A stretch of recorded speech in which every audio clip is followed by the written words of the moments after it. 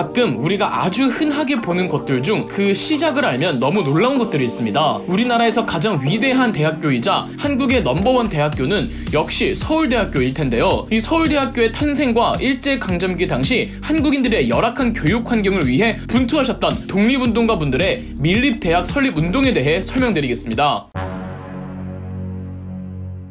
동서고금 교육의 중요성은 몇 번을 강조해도 지나치지 않습니다. 교육 제도가 잘 정비되어 있는 나라가 국력을 증명하는 법이죠. 반대로 정복자 입장에서 피정복자의 국력을 억제시키기 위한 가장 효과적인 방법은 이 피정복민들이 교육을 받지 못하게 하는 것입니다. 일본도 마찬가지로 일제는 조선의 국민들을 계속 무지한 상태로 만들어 놓기 위해 한국인에게는 교육의 기회를 충분히 열어주질 않았죠. 3.1운동이 끝난 이후 이 3.1운동이 좌절된 이유는 사전에 준비가 미흡했다는 이야기가 나오면서 일부 독립운동가들 사이에서 무작정 싸움과 투쟁으로 독립을 쟁취하기보다는 조선 국민 한 명 한 명이 똑똑해지고 유능해져서 선진화된 국가를 만들자는 주장이 대두됩니다. 이 이념과 운동을 실력 양성 운동이라고 불렀죠. 실력 양성 운동에는 두 가지 흐름이 있었는데 그 중 하나가 교육이었습니다. 교육이란 국가의 미래를 담보하기 때문에 지식인들이 유독 신경과 관심을 쏟았던 분야이기도 했고요. 한반도의 주권이 일본으로 넘어간 첫 10년이었던 1910년대에는 일본이 무작정 조선의 문화를 탄압했습니다. 1919년 3.1운동이 일어나고 일본에서도 이 민주주의의 흐름이 불면서 1920년대 일본은 식민 통치 정책을 완전히 변화시킵니다. 총독부는 어느 정도 유화 정책을 실시하는 이른바 문화 통치기를 시작했죠. 문화 통치에 기반해 총독부는 1922년 제2차 조선 교육령을 선포합니다. 기존 1910년대를 지배했던 제1차 조선 교육령에 따르면 한국인은 고등교육을 받을 수 없었습니다. 쉽게 말해 한국인이란 이유만으로 대학교 진학이 불가능했죠. 제2차 조선 교육령이 반포되어서야 이 한국인에게도 고등교육의 기회가 주어지게 됩니다.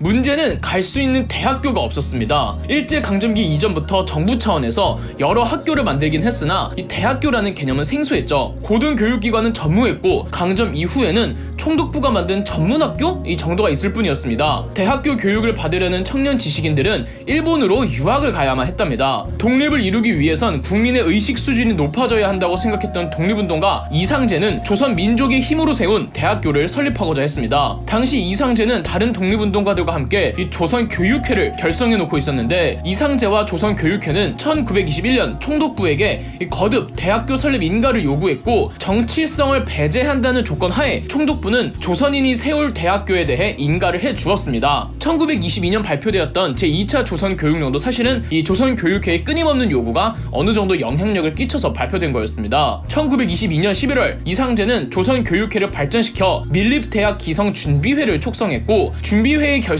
과정에서 동아일보사와 조선청년회 연합회도 적극적으로 동참했습니다. 공직자, 언론사, 자산가, 민족계 대표 그리고 일부 사회주의계 사람들 47인이 발기인으로 참여했죠. 1922년 12월경부터 동아일보는 밀립대학 기성준비회와 밀립대 설립운동을 전국적으로 홍보하기 시작했습니다. 흥미로운 건 이 조선 총독부 측에서도 조선인들이 밀립대학 설립운동을 지지했다는 점이죠. 물론 그러나 그 이면에는 검은 속내가 있었습니다. 이 민족주의 계열들의 밀립대학 설립운동과 더불어 제2차 조선교육령에서 조선인의 고등교육 기회를 보장해준 것도 사실은 이 식민지 이데올로기를 조선 청년들에게 주입하고 친일 계열의 엘리트를 양성하기 위함이었습니다. 발기인 중엔 총독부 학무국장도 있었거든요. 1923년 3월 기성준비회는 창립 총회를 가지며 본격적인 기성회로 발족했습니다. 초기 발기인은 44인이었고 이후로도 기성회 회원들을 불려나갔죠. 창립 총회에서 기성회는 활동의 목표와 구체적인 계획을 설정합니다. 우선 대학교 설립을 총 3단계로 나누어서 1단계에서는 법학과, 경제학과, 문과, 이과, 예과를 설립하고 2단계에서는 공과대학, 그러니까 공대를 설립하고 3단계에서는 의과, 농과를 마지막으로 설치하여 총 8개의 단과대를 목표로 했죠. 아울러 기성회는 중앙부와 지방부로 나누어 지역별로 준비 작업에 착수하기로 했고요. 대학교 설립을 위해선 무엇보다 거액의 자본이 필요하죠. 이때 대한매일신보라는 신문사를 운영하던 양기탁 사장이 이상제를 찾아와서 도움의 손길을 내밀었습니다. 일제강점기 이전에 한반도에선 나라의 빚을 갚자는 국채보상운동이 일어난 적이 있었거든요. 당시 대한매일신보가 적극적으로 국채보상운동을 홍보해 주었고 이 수많은 조선 백성들이 모금을 한 결과 어마어마한 양의 돈이 대한매일신보사로 들어왔습니다. 그러나 조선이 일제에게 먹히면서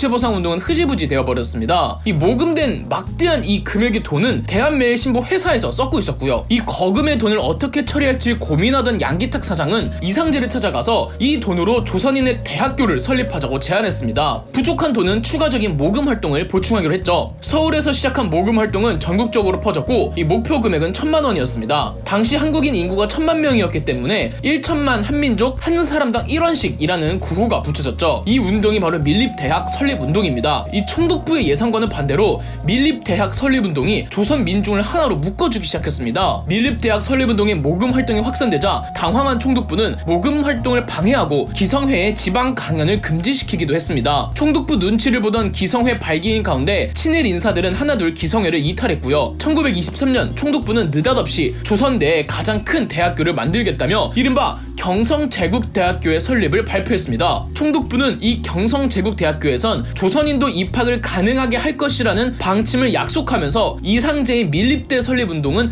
무의미해져 버렸죠. 이미 일본 내에선 조선에 거주하는 일본인들이 다닐 대학이 없다며 조선 내 일본 청년들이 공부할 수 있는 대학교를 설립하자는 이야기가 계속 나오고 있던 상황이었습니다. 이 와중에 조선의 독립운동가들이 밀립대학교를 설립한다고 하자 총독부 측에서는 조선인들의 대학 설립운동을 방해할 목적으로 이 경성제국대학교를 설립해버린 거죠. 경성제대는 1924년 개교하여 학생 수의 3분의 1은 한국인을 입학시켜 주었습니다. 민복기 전 대법원장, 신현확 전 국무총리, 유진호 전 고려대학교 총장, 이효석 소설가, 현석호 전 국방부 장관, 현승종 전 성균관대 총장, 삼성 이건희 회장의 장인 어른인 홍진기 등이 전부 경성제대 졸업생들입니다. 당시 경성제대는 지금의 해화역 근처에 있었습니다. 오늘날 해화역 인근을 대학로라고 부르는 것도 이 때문이죠. 해방 이후 이 총독부가 만들긴 했지만 그렇다고 우리나라 최초의 대학이자 이미 확고부동한 교육 시스템을 정비한 경성제대를 없애기는 애매해서 그대로 대학교 기능을 유지하게 합니다. 다만 이름을 바꿨는데 바뀐 이름이 바로 서울대학교죠. 본디 서울대학교는 해화에 있었고 박정희 대통령 시절 서울 남부를 살린다는 목적으로 서울대 의대를 제외하고는 전부 지금의 관악구로 이동시켰던 겁니다.